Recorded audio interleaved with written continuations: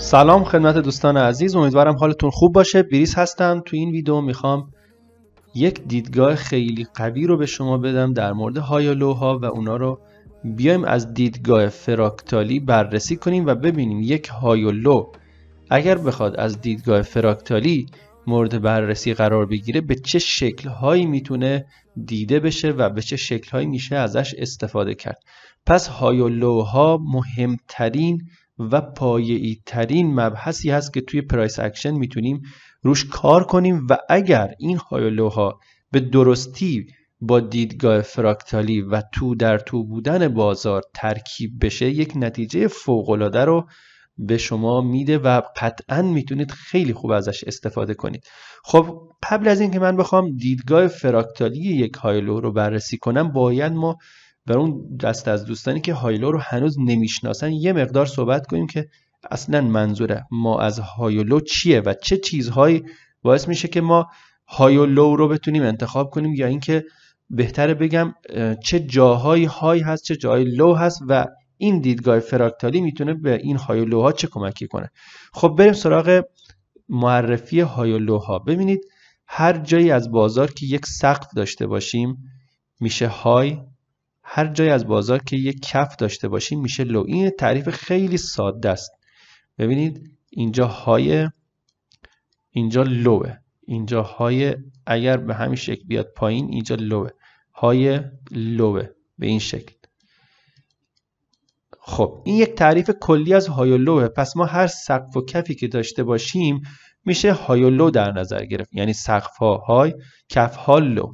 حالا بیاید این رو بررسی کنیم، ببینیم به چه شکل هایی و در چه تناسبی و در چه ابعادی میشه این های و لو رو ببینیم. یه بحثی که خیلی مهمه و خیلی کمتر بهش دقت شده اینه که ما های و لو رو تا الان اینجوری یاد گرفتیم به این شکل. مثلا اومدیم اون چیزایی که خیلی واضح بودن رو انتخاب کردیم، گفتیم اینا های اینا لوه. مثلا اینجا های اینجا لوه، اینجا های اینجا لوه، اینجا های اینجا لوه. همین شکل اومدیم و بررسی کردیم. ولی دیدگاه فراکتالی و تو در تو بودن بازار چی به ما میگه؟ اگر ما میخوایم از دیدگاه فراکتالی های لو رو بررسی کنیم و بخوایم از این دیدگاه استفاده کنیم و تو تریدامون ازش بهره ببریم، ما میتونیم خیلی دقیقتر و ریزتر و تو در تو ببینیم این های لو رو. مثلا به چه شکل؟ اینجا لوه، اینجا هایه. اگر ما بفهمیم که این کندل، مثلا دارم عرض میکنم، اول اومده لو زده و بعد رفته های زده، زمان اینو تشخیص بدیم که این رو اگر تو لایو بازار دارید بررسی میکنید که به راحتی پیداست.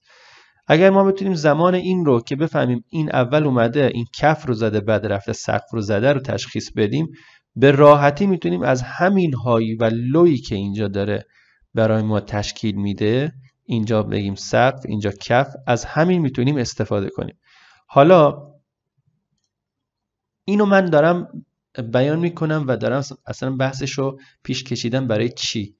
اگر ما دیدگاه های لومون رو انقدر قوی کنیم که توی هر تناسبی و توی هر اندازه کوچیک یا بزرگی بتونیم های لو خودمون رو پیدا کنیم و ببینیم، قطعا موقعیت های ترید فوق‌العاده زیادی ما توی تایم بازار داریم و اینطوری نیست که ما مثلا یک روز صبر کنیم و یه دونه موقعیت بازار به ما بده. بازار داره تو در تو شکل میگیره و هر حرکتی و هر نوسانی توی این کندل ها مساویه با حرکت های خیلی بزرگی در تایم های پایین ترشون.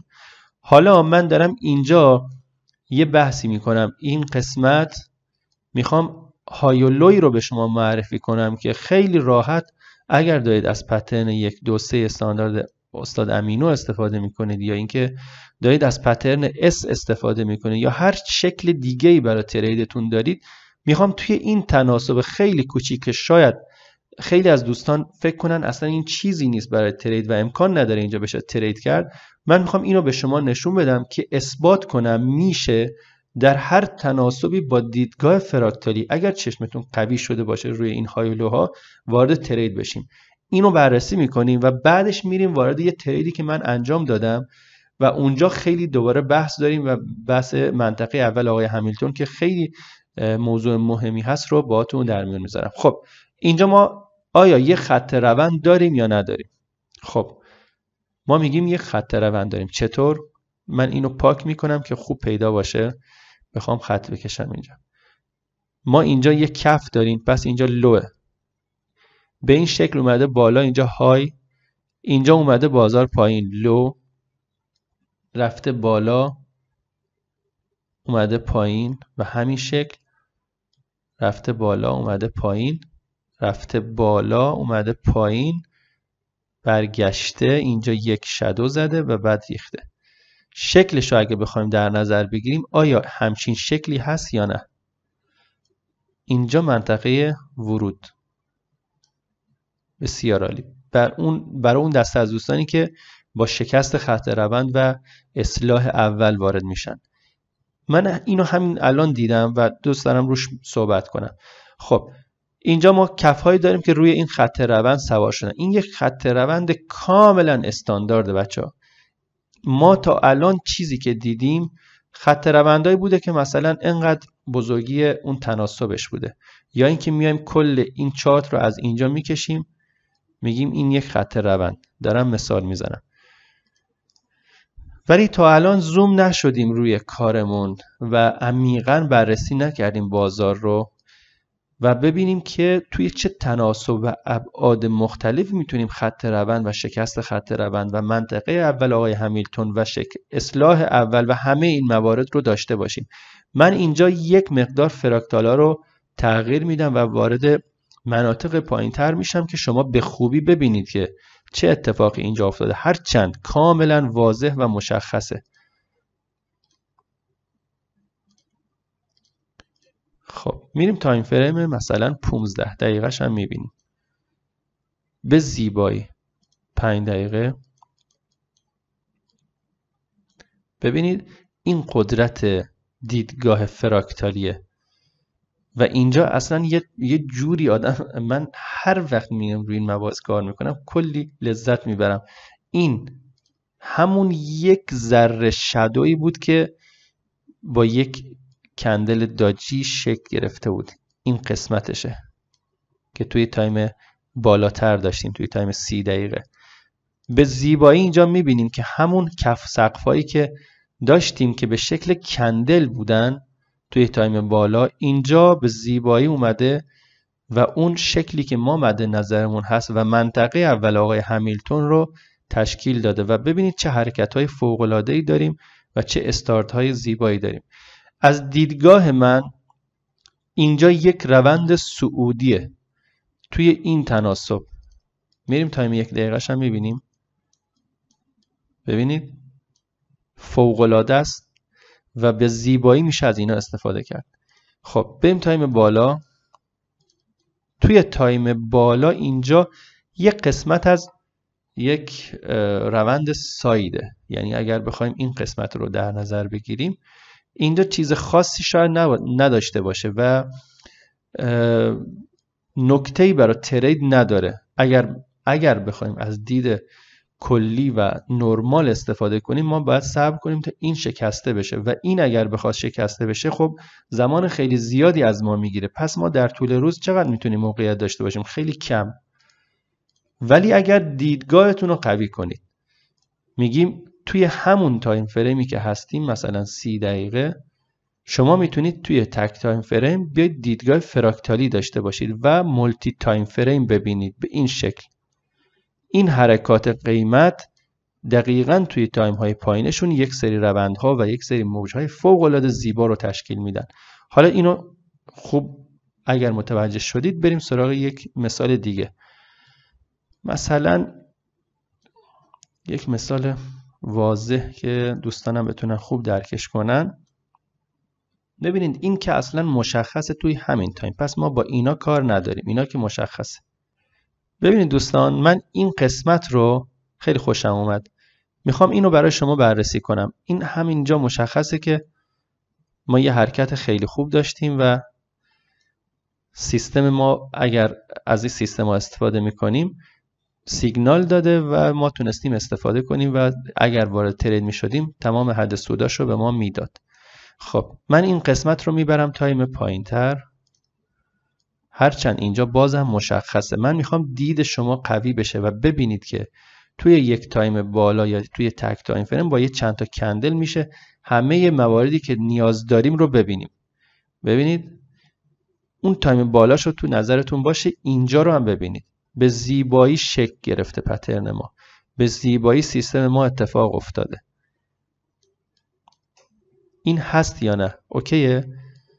پس ببینید بچه ها، دید نرمال روی چارت داشتن این نیست که ما بیایم اینطوری انتخاب کنیم و از قسمت‌های خیلی زیادی از چارت صرف نظر کنیم و حذف کنیم و بگیم اوکی اینا رو ما حذف می‌کنیم که راحت بتونیم ببینیم. نه، به نظر من باید بتونیم دید نرمال رو حتی توی یک بدنه یک کندل هم ببینید. من الان نمونه تریدش رو بررسی کردیم دیشب توی اون گروه و الان بازم براتون میارم روی ویدیو براتون توضیح میدم.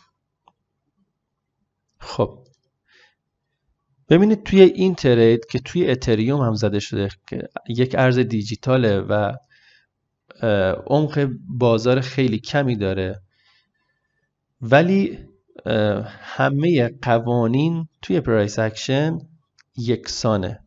اگر همین مورد رو ببریم توی بازار فارکس و توی جفت ارزها، خیلی راحت میبینیم که با دقت بالایی که توی جفت ارزها هست به خاطر حجم پول زیاد، این موارد به زیبایی و با دقت خیلی بالایی کار خودشون رو انجام میدن و میتونیم ازشون استفاده کنیم. خب همه چیز توی این مستطیل شکل گرفته. ما اینجا همه چیز رو بچه ها داریم، فقط باید چشمتون قوی باشه که بتونید ببینید. اینجا ما بر اساس چک لیستی که داریم، بر اساس سیستمی که داریم که حالا پترن اس یا پترن 1 2 3 استاندارد امینو هست یا هر چیز دیگه، ما همه این اتفاقات اینجا برامون شکل گرفته. چطوری؟ ببینید من توی لایو بازار داشتم اینو دنبال میکردم. خب قیمت اومد ریخت، یک کف برام ما زد. من رنگ اینو عوض کنیم. اومد ریخت، یک کف تشکیل داد، رفت بالا، اومد پایین، رفت بالا، اینجا سایت شده، اینجا سایت شده، رفته بالا و بعد برگشته روی این منطقه. به چه شکلی؟ به این شکل.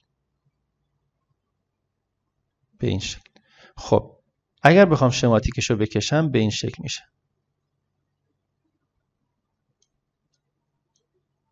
و ما اینجا توی این بدنه کندل برای اینکه اثبات کنیم این موارد و این قوانین کار میکنن وارد ترید شدیم.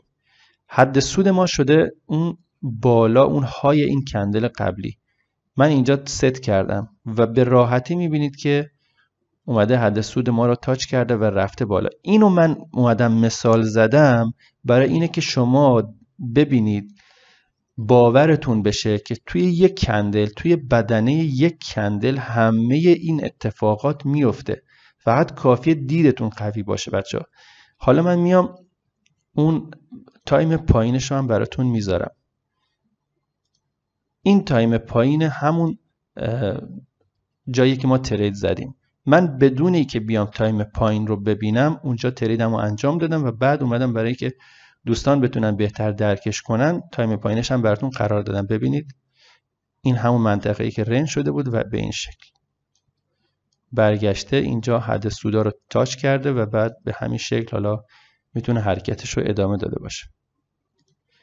پس ببینید منطقه اول آقای همیلتون 1 2 3 استاندارد، نمیدونم پترن اس یا هر چیز دیگه ای اگر با دیدگاه فراکتالی ترکیب بشه، شما میتونید توی بدنه یک کندل همه اتفاقات بازار رو ببینید. نیاز نیست که بیاید و تناسبات خیلی بزرگی انتخاب کنید تا بتونید به یه ترید برسید. اگر دیدتون رو قوی کنید روی های و لوها و بتونید حتی ریز ببینید، به نظر من موقعیت‌های فوق‌العاده زیادی در طول روز براتون ایجاد میشه. خب این از این و بحث 1 2 3 استاندارد و بحث پترن اس و دیدن کندل ها و هایلوهای فراکتالی. تایم ویدیو زیاد میشه اگر بخوام بیشتر صحبت کنم، چون خیلی حرف زیاده اینا رو سعی میکنم در ویدیوهای بعدی کوتاه‌تر بیام صحبتش کنیم. و اگر سوالی دارید، هر سوالی دارید در این دیدگاه و در این مورد، حتما زیر همین ویدیو بیایید کامنت بذارید و بپرسید، حتما جواب میدم.